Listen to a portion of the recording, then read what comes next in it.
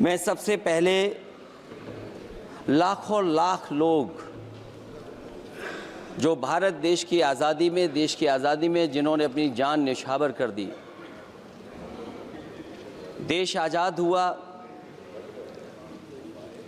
आज़ादी के बाद बाबा साहब भीमराव अंबेडकर जी और तमाम हमारे वरिष्ठ लोगों ने इस संविधान को देने का काम किया।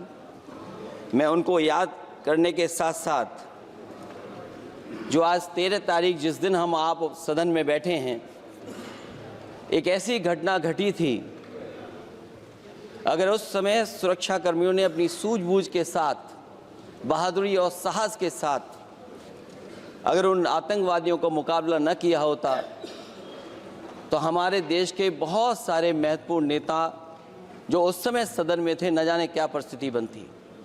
मैं उन बहादुर जिनकी जान गई उनका याद करता हूं, वहीं श्रद्धांजलि भी देता हूं।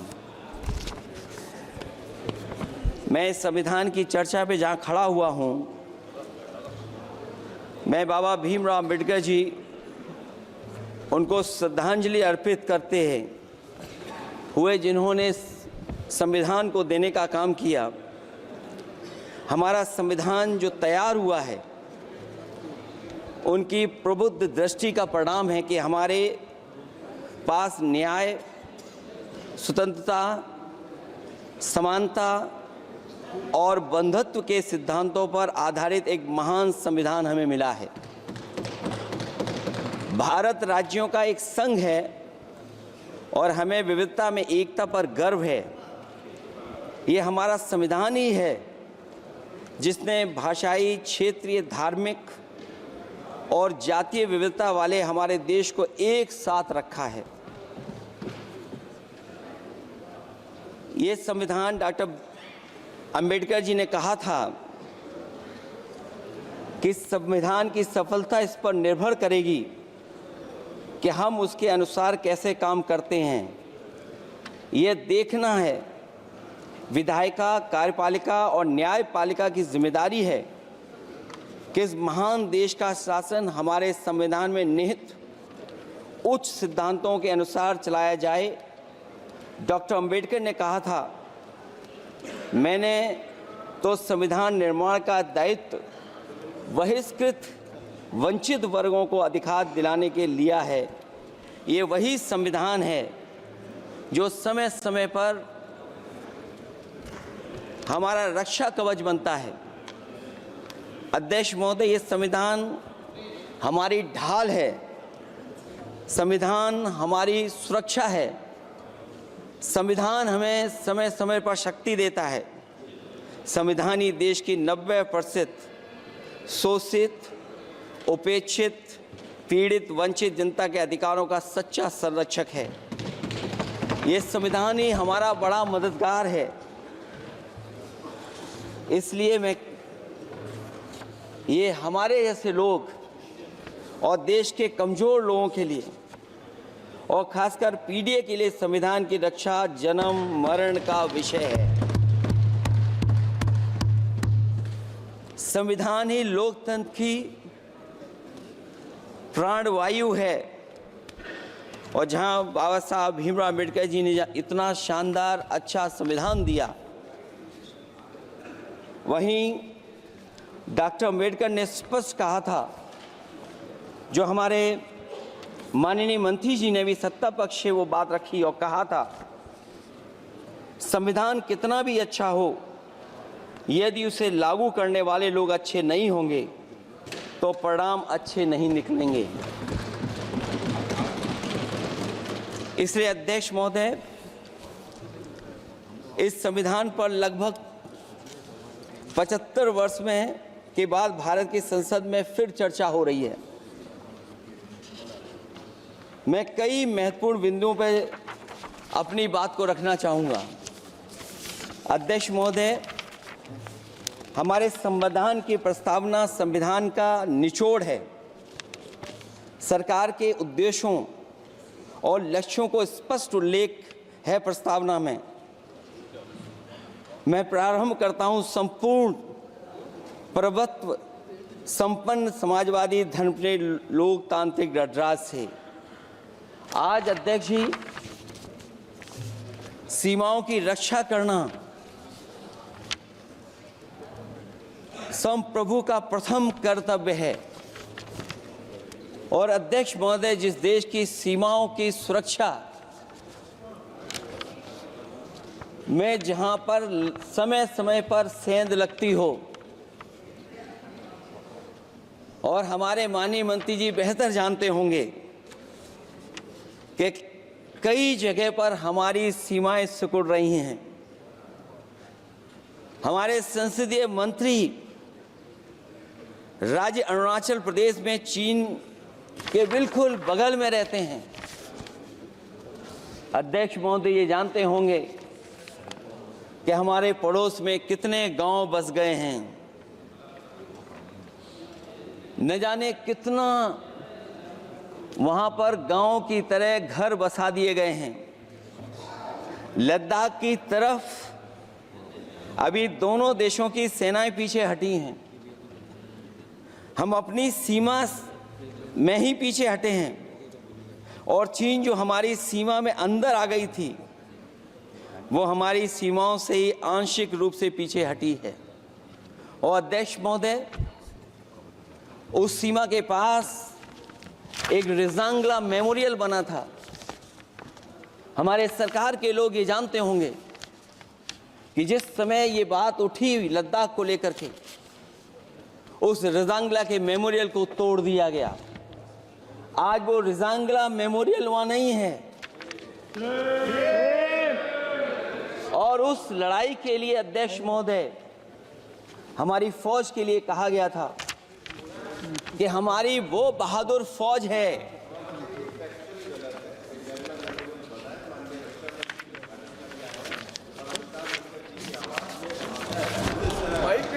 अध्यक्ष महोदय, यही तो फर्क है।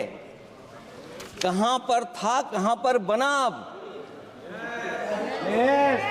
और अध्यक्ष महोदय, मैं सरकार को बताना चाहता हूं, अध्यक्ष जी मंत्री जानते होंगे, मंत्री जी केवल 12 किलोमीटर सड़क बनी थी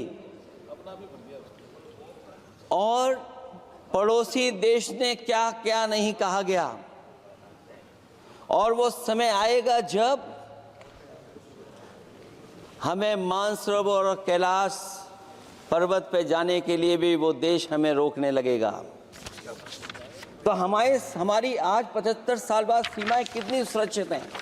क्या लद्दाख की वो फिंगर्स जहां पर हम पहले थे, क्या हमारी फौज वहीं खड़ी है कि नहीं खड़ी है? अगर आप रिजांगला मेमोरियल जानते होंगे तो लद्दाख की वो सीमाएं जो हमारे देश के अंदर थी, क्या हमारी सीमा वहां तक है कि नहीं है? आज नहीं है। ये देश समाजवादी गणराज्य बने। समाजवाद का सरल शब्दों में अर्थ है कि समता और संपन्नता हो। लेकिन देश में अध्यक्ष महोदय 2014 के बाद विषमता जिस तेजी के साथ बढ़ी है उसकी कल्पना भी नहीं की जा सकती है। 140 करोड़ में से 82 करोड़ सरकारी अन्न पर जिंदा हैं। अध्यक्ष महोदय, जो देश को ये कहते हो कि हम दुनिया की सबसे तेज रफ्तार पे चलने वाली अर्थव्यवस्था बनने जा रहे हैं, 3 पर पहुंच गए और ऊपर जाएंगे। मैं सरकार से कहना चाहता हूं कि जब 82 करोड़ सरकारी अन्न पर जिंदा हैं और दूसरी तरफ देश की संपूर्ण संपत्ति के 2/3 हिस्से पर कुछ परिवारों का कब्जा है, अगर सरकार में ये बहादुरी और हिम्मत है तो इस 60% गरीबी के रेखा से नीचे रहने वाले लोगों की पर कैपिटा इनकम क्या है? अगर आपकी अर्थव्यवस्था ऊंचाई पर जा रही है तो हमारे जो गरीब लोग हैं, जो 60% गरीब लोग हैं, उनकी पर कैपिटा इनकम क्या है? और जहां समय समय पर सरकार अपने आंकड़े देती है, कम से कम ये आंकड़े भी दे दे कि गरीबी रेखा पर जो नीचे रहने वाले लोग हैं उनकी पर कैपिटा इनकम क्या है। इससे स्पष्ट हो जाएगा कि 5% लोगों की पर कैपिटा इनकम क्या है। हमारा प्रेमबली कहता है कि धर्मनिरपेक्ष गणराज्य बने, राज्य की निगाह में सभी धर्म समान हैं। हमारा सेकुलरिज्म हमें रिलीजियस इक्वलिटी का रास्ता दिखाता है। यही ना अर्थ इसका है। क्या इस पर सरकार अमल कर रही है? देश के 20 करोड़ से ज़्यादा अल्पसंख्यकों के, विशेषकर मुसलमानों को दूसरे दर्जे का नागरिक बना देने का प्रयास चल रहा है। उन पर हो रहे अत्याचार प्रतिदिन बढ़ते जा रहे हैं। उनकी संपत्ति को लूटा जा रहा है, हत्याएं की जा रही हैं, घर तोड़े जा रहे हैं, उनके पूजा स्थलों पर कब्जा प्रशासन की मदद से किए जा रहे हैं। अगर ये धर्मनिरपेक्षता, तो धर्म शासित राज्य की क्या परिभाषा है? और हाल ही में हम लोगों ने अध्यक्ष महोदय उदाहरण देखा है कि किस तरीके से उत्तर प्रदेश में कई महत्वपूर्ण जगह पर इस तरह की घटनाएं जानबूझ करके की गई। मुझे याद है उस समय, जिस समय उत्तर प्रदेश का इलेक्शन चल रहा था,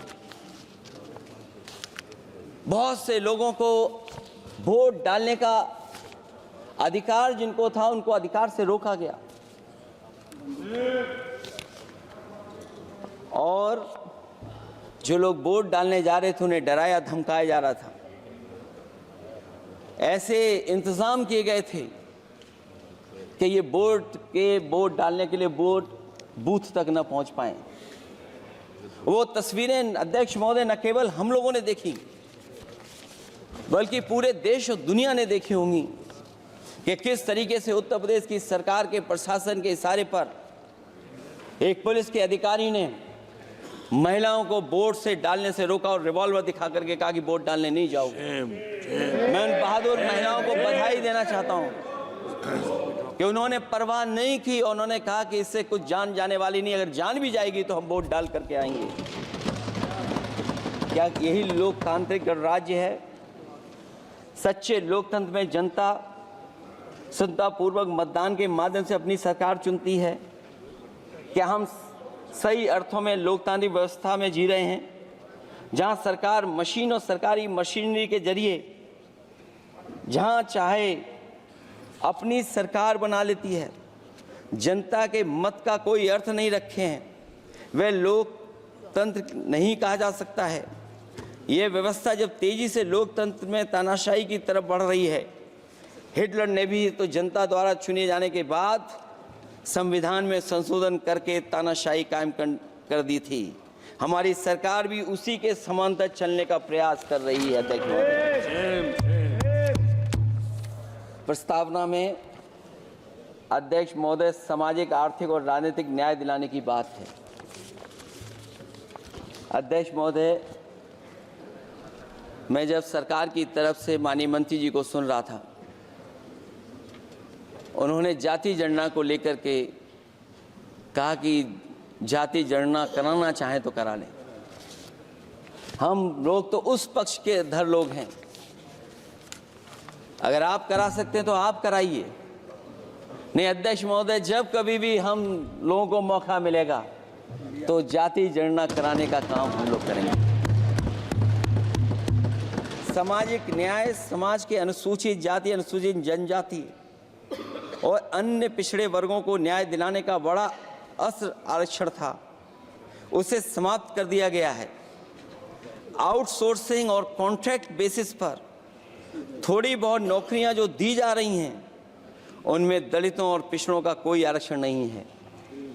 शिक्षण संस्थाओं और विश्वविद्यालय में प्रोफेसर्स और वाइस चांसलर के चयन के समय इनके आगे लिख दिया जाता है, एक नया शब्द का इजाद हुआ, NFS, नॉट फाउंड सुटेबल। सरकारी उपक्रम भेज दिए, प्राइवेट उपक्रमों में कोई आरक्षण नहीं है।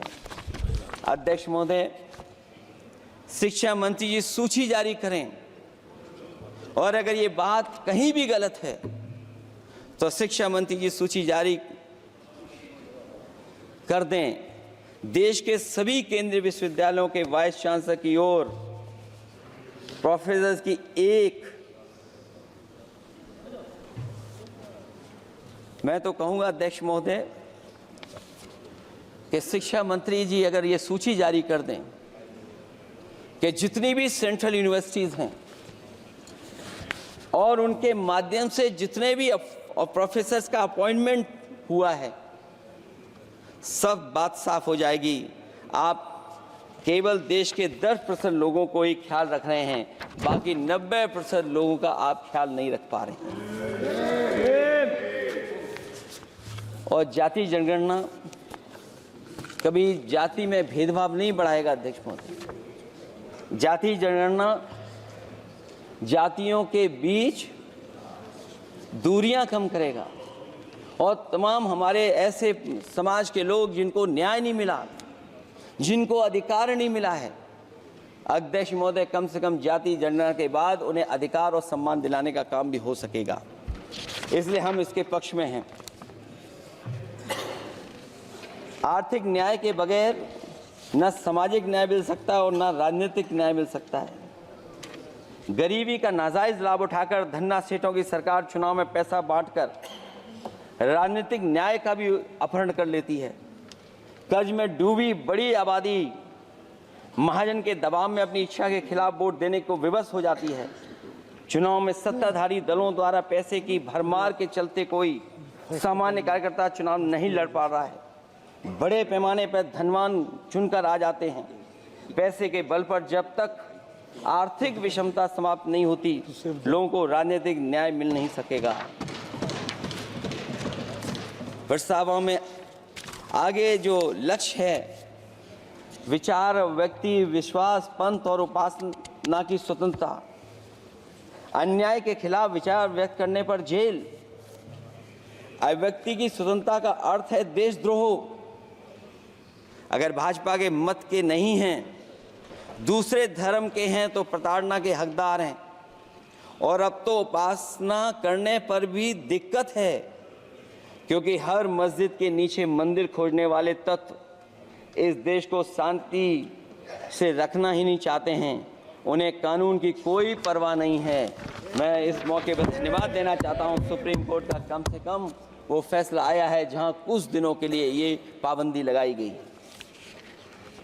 व्यक्तियों की गरिमा और देश की एकता और अखंडता को सुनिश्चित करने वाली बंधुता, ये विभाजनकारी नीतियां संविधान की प्रस्तावना के उस उद्देश्य से जरा भी मेल नहीं खाती है।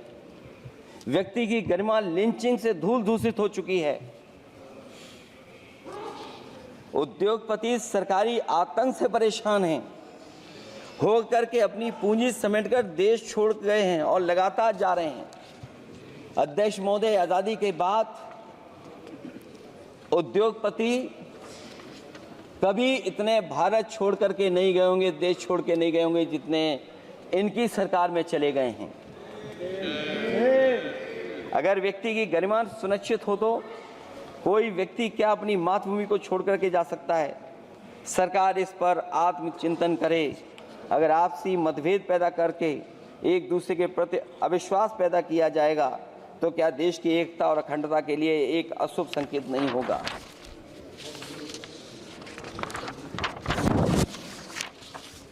अध्यक्ष महोदय, आर्टिकल 14 कानून के समक्ष समानता, भारत के अंदर किसी भी व्यक्ति को राज्य कानून के समक्ष समानता को डिनाई नहीं कर सकता है। हो क्या रहा है, एक ही कानून कुछ लोगों के लिए अलग है और दूसरों के लिए अलग। अगर सत्ता पक्ष का व्यक्ति गेरुआ गमछा पहनकर अधिकारियों को गाली दे दे तो जी हजूरी और दूसरा न्याय मांगने जाए तो उसे लाठी, क्या ये अनुच्छेद 14 का अनुपालन हो रहा है? अध्यक्ष महोदय, किसी भी व्यक्ति को उसके जीवन और दैहिक स्वतंत्रता से कानून सम्मत प्रक्रिया के बगैर वंचित नहीं किया जा सकता। ये सबसे महत्वपूर्ण मौलिक अधिकार है, लेकिन सबसे ज़्यादा इसी का दुरुपयोग हो रहा है। फर्जी मुठभेड़ में हत्याएं, जेल के अंदर हत्याएं और पुलिस अफरीक्षा में हत्याएं, आदमी कहीं भी सुरक्षित नहीं है। ईडी का तो ऐसा कानून बना दिया गया है कि बिना एफआईआर, बिना नोटिस किसी को भी बंद कर दो। लोकतंत्र फासिज्म में बदल रहा है। और अध्यक्ष महोदय, क्योंकि उत्तर प्रदेश की चर्चा सत्ता पक्ष से भी हुई, जो हालात उत्तर प्रदेश में हैं, ऐसे हालात कभी किसी ने पहले नहीं देखे।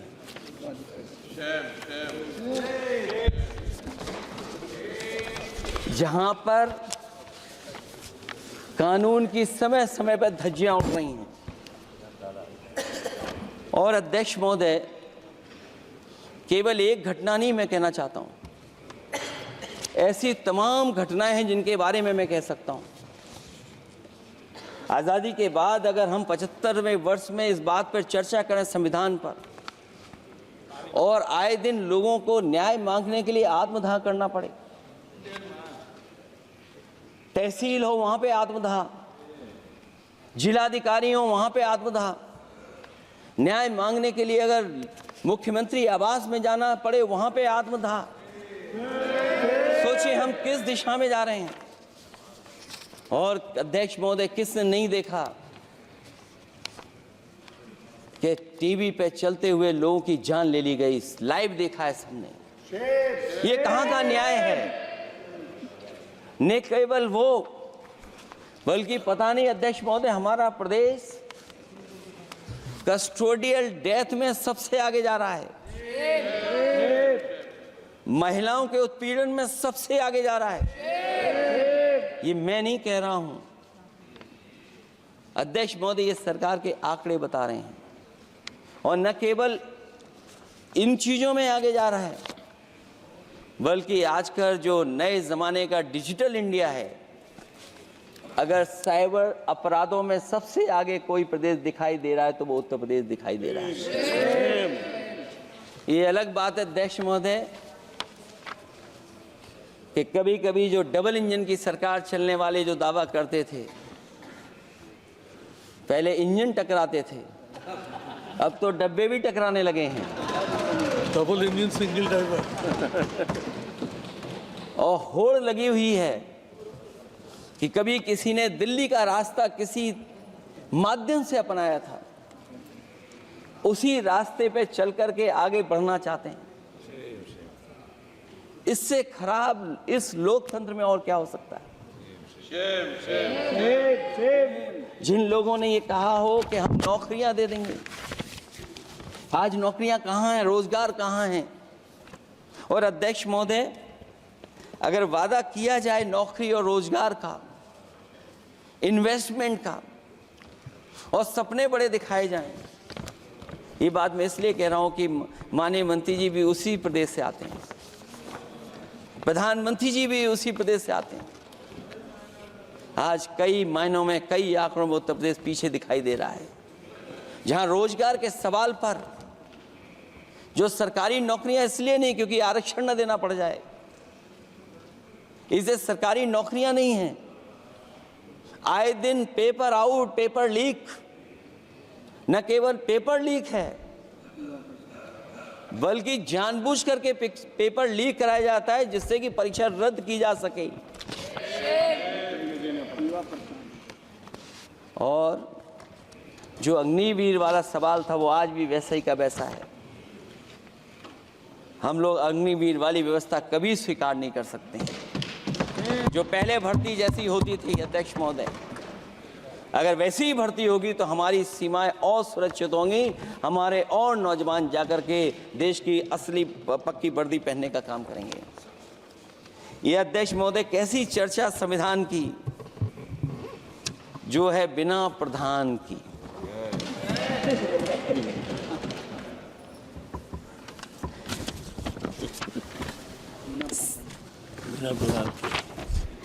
अध्यक्ष महोदय,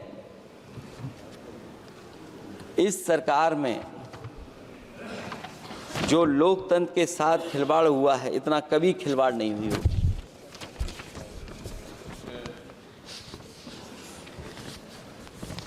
संविधान को परतंत्र बनाकर जो लोग राज करना चाहते हैं, उनके लिए आज़ादी का अमृतकाल सिर्फ एक जुमला है।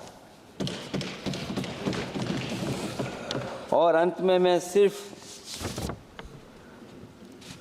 एक ही बात कहना चाहता हूं कि संविधान बचेगा तो न्याय बचेगा, और न्याय बचेगा तभी सबको बराबर मान सम्मान, सबको बराबर मौके मिलेंगे, भेदभाव भी मिटेगा। और भेदभाव का भाव भी इसलिए आज फिर से संविधान को बचाने के लिए एक और करो या मरो आंदोलन की ज़रूरत है। इसलिए अध्यक्ष महोदय, हम आपको भरोसा दिलाते हैं, पिछले चुनाव में भी बहुत सारे सत्ता पक्ष के माननीय लोग ये कहते थे कि हमें इतनी सीटें मिल जाएंगी तो हम संविधान बदल देंगे। अध्यक्ष महोदय, मैं आपके माध्यम से जनता का धन्यवाद देना चाहता हूं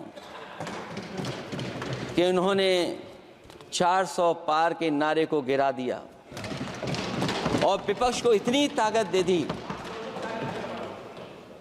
कि इनकी जो सपना था संविधान बदलने को, उस सपने को तोड़ने का काम किया। अध्यक्ष महोदय, बहुत सारे साथी इधर के ही उधर हैं, अगर उधर वाले इधर आ गए उसी दिन ये सत्ता से बाहर हो जाएंगे। अध्यक्ष महोदय, आखिरी में मैं कुछ लाइनें कहकर के अपनी बात खत्म करना चाहता हूं। न मेरा है न तेरा है, ये हिंदुस्तान सबका है। नहीं समझी गई ये बात तो नुकसान सबका है।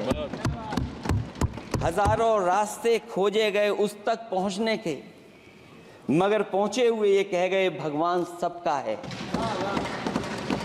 जो इसमें मिल गई नदियां वो दिखाई नहीं देती महासागर बनाने में, मगर एहसान सबका है। अनेकों रंग खुशबू नस्ल के फल फूल पौधे हैं, मगर उपवन की इज्जत आबरू ईमान सबका है। हमें उम्मीद है कि इस चर्चा के बाद बाबा साहब भीमराव अम्बेडकर जी का दिया हुआ संविधान को बदलने का सपना नहीं देखा जाएगा। साथ ही साथ डॉक्टर राममनोहर लोहिया, जिन्होंने समाजवादी आंदोलन का रास्ता दिखाया, नेताजी ने जो संघर्ष कर करके हम लोगों को उस जगह पहुंचाया, वहीं लोकनायक जयप्रकाश जी ने इस देश को आगे बढ़ाने के लिए समय समय पर संपूर्ण क्रांति का आह्वान देकर के जागरूक किया। मैं उन सबको याद करते हुए एक बार फिर अध्यक्ष जी आपका बहुत बहुत धन्यवाद देता हूँ। श्री